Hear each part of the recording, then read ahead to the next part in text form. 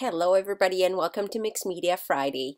Today what we're going to do is I'm going to take all these pieces that you see on my layout there are just some pieces of paper that I cut up from a kit that I had done for a design team project, and I had so much left over that I didn't want to throw it out. So I started just cutting strips and placing them on my 2-page spread, and I'm just applying them all over and all different sizes. Some I've ripped, some I've created banners out of, just putting them everywhere.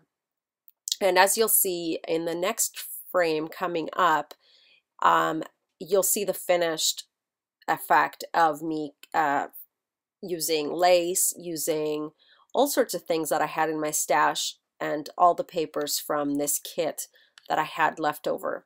And again, I'm using my Tombow glue. You don't need to use anything else. I guess you could use matte multimedium or something like that if you wanted to. I just found this so much easier, so I just decided to use my Tombow glue. And here I am using some of that ribbon, which works really great. And the ripped edges look so great on a page. It creates so much texture. So I promise you right now this project looks kind of weird, but it'll look really great by the end of this video.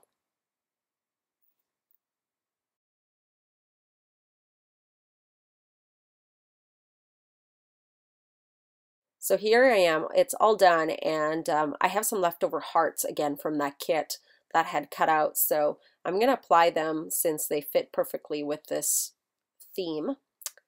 And I had little ones and big ones, so I'm just applying them on my page again with the Tombow glue.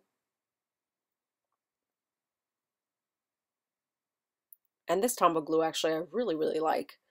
I haven't used it all that often, and I was pretty impressed when I was playing with it. And what you see next coming up here is this little bin that I have beside my desk, and I just throw stuff in there that's excess, extras. And so I wanted to use some of that. And those butterflies are canvas butterflies cut from the one of the Tim Holtz dies. And canvas looks really great when sprayed. And so I just gave a little secret. I am going to be spraying this page. So you'll see how awesome they look once they're sprayed. And so what I did off frame is I kind of went through that little bin and picked out a whole bunch of little things like little flowers, little metal embellishments, just any excess things that I had. And I tried to pick more neutral colors as much as I could. And this, believe it or not, is just some dried up paint from my palette when I, create something. This is just a Prima flower. And this is another Prima embellishment. I'm trying to remember the collection, but I think it's something ruby. The name escapes me.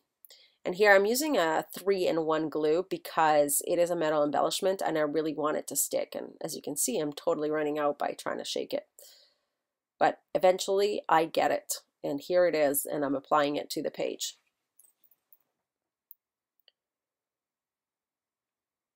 Here's another metal embellishment, and because it has so many holes, all I want to do is I just want to apply a little bit of metal to the middle.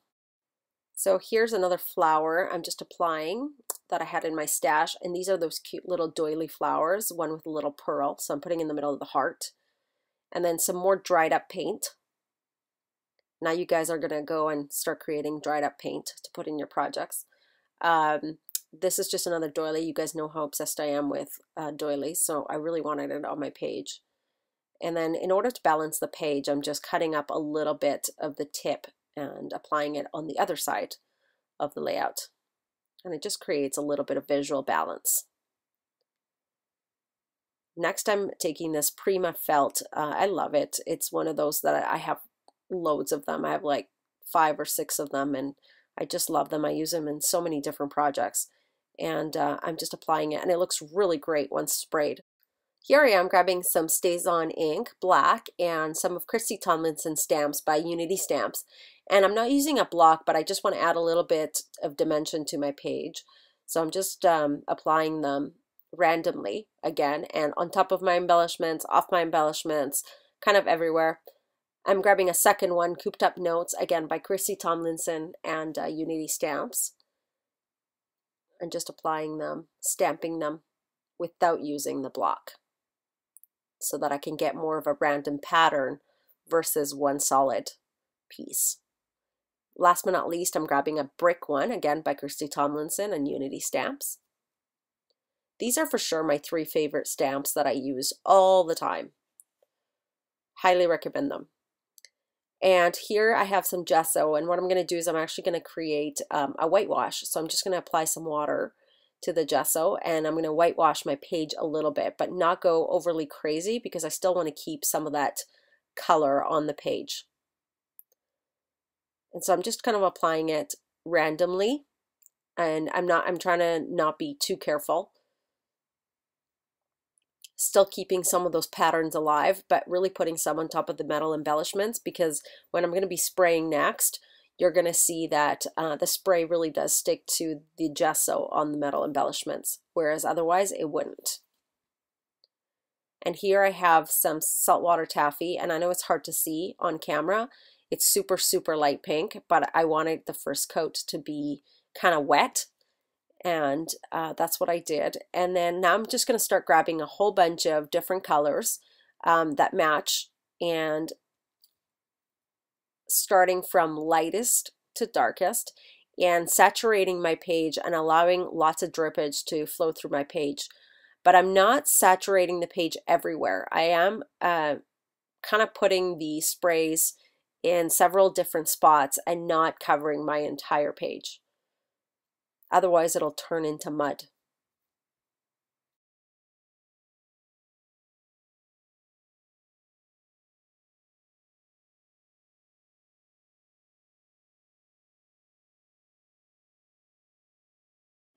I'm continuing with the spraying here with another darker red. And the reason I'm tipping the pages is because it allows some of that spray to kind of seep through some of the nooks and crannies of the embellishments on the paper.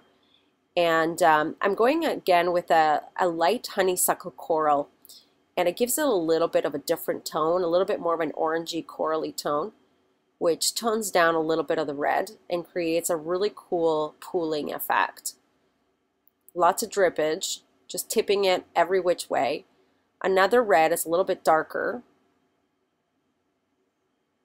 and as you can see, I'm not applying it everywhere, just on the tops and the bottoms. And then here I come with the black, and this is a flat fabia, so it doesn't have any shimmer, which creates a little bit more of a matte effect. And I'm not going crazy with the black, otherwise it's going to cover everything. And then I wanted to be a little bit more random and apply some of the Tainted Love Teal, which is such a beautiful color. It has amazing shimmer, and it gives a little bit of the page a little bit of a different tone. And then just applying again some pink and another orangey red. I'll put the names of the sprays on my blog with this post so that you can see which ones that they are. And then these are the cutest little We Are Memory Keepers stamps, and I hate using the handle, so I just use them like that, and they work just great. If you're not a sewer, this is a great solution for you because they're little stitching stamps. And so here I am using another one. Super cute, and it just adds a little bit of dimension and texture to the page.